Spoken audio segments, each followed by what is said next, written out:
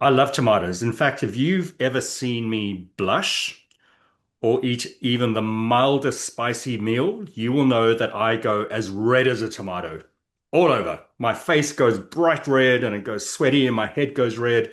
It's almost like tomatoes are part of me. I absolutely love them.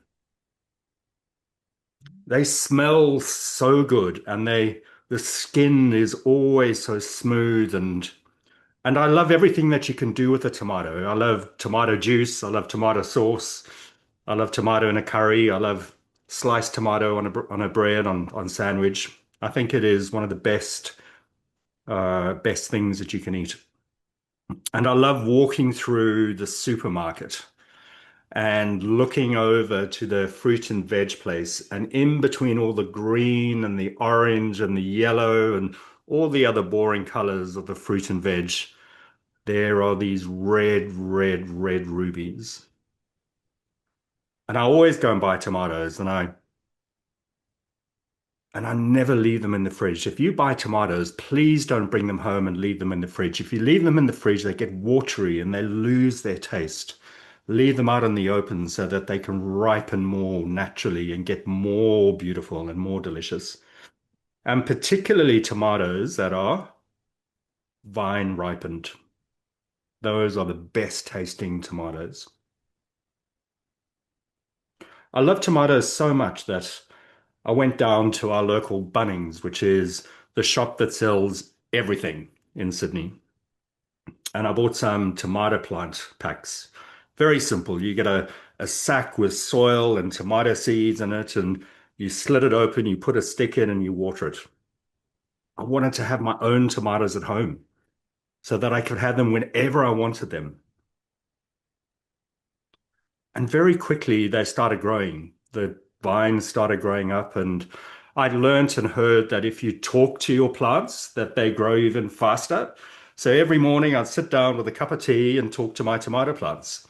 And just I was absolutely amazed at how well they were growing. Soon I had five little tomatoes on them. The next day, seven, and then 10.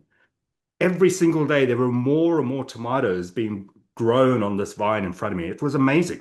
I was absolutely happy. Soon I'd have so many tomatoes, I'd never have to go through the supermarket again. And day after day, they got a little bit bigger, and I would water them and make sure that they got sun and talk to them.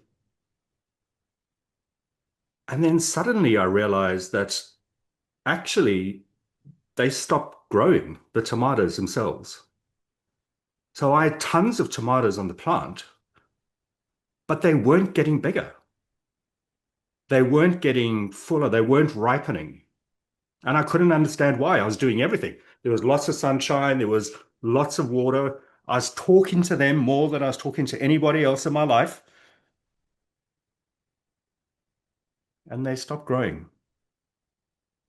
So I went straight back down to Bunnings and I complained. And I said, look, I bought these tomato plants. I've learned about sunshine and water and talking to the plants. And now they stopped growing. What's going on? So you don't understand. The more tomatoes you have on the plant, the less each one gets. There's only so much water, and there's only so much sunshine, and there's only so much love, and there's only so much talking that you can give into the entire plant. And if you have tons of tomatoes in the entire plant, each one gets just a little bit. And isn't that so much like life? We have so many people in our worlds, in our lives, so many people that we try and pour our sunshine onto, or try and water, or try and talk to, and try and grow and make them the best version of themselves. And the more you do that with so many people,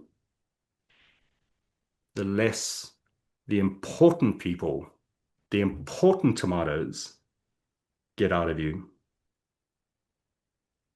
And as soon as I learned that, I went back home and I snipped. And I chose the 10 most promising, the most beautiful tomatoes on that plant, and I snipped all the others off. And those 10 became beautiful, plump, juicy, ruby red tomatoes because they got all of the love, all of the sunshine, all of the water, and all of my talking.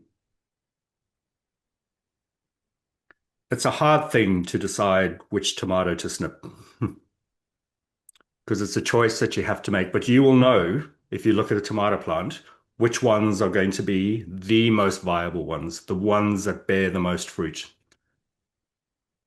And you will know in your life the people who are there who are just taking away from the love and the attention that you give to the real people in your life who will bear the most fruit and be your best tomatoes.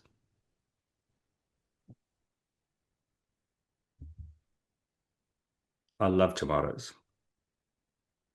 And tomatoes taught me one thing. It's to focus on the people who are absolutely important to me and the people who I want to be, who I want to see become the absolute best versions of themselves.